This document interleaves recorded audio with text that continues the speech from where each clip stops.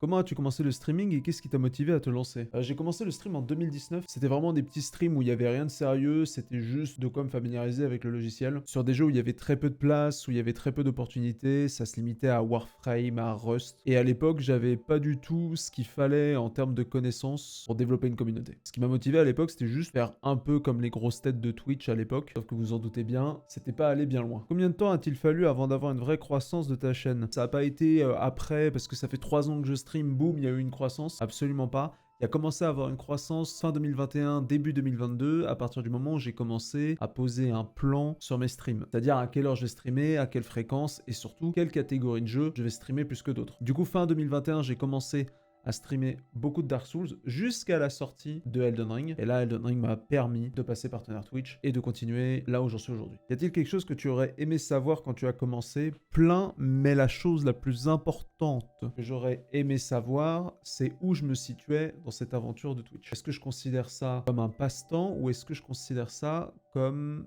quelque chose de potentiellement professionnel? Je conseille absolument pas n'importe quelle personne qui souhaite commencer dans le stream demain d'être dans un entre-deux. Il faut être clair sur vos objectifs et savoir si c'est juste un passe-temps ou quelque chose où vous avez envie de vous professionnaliser.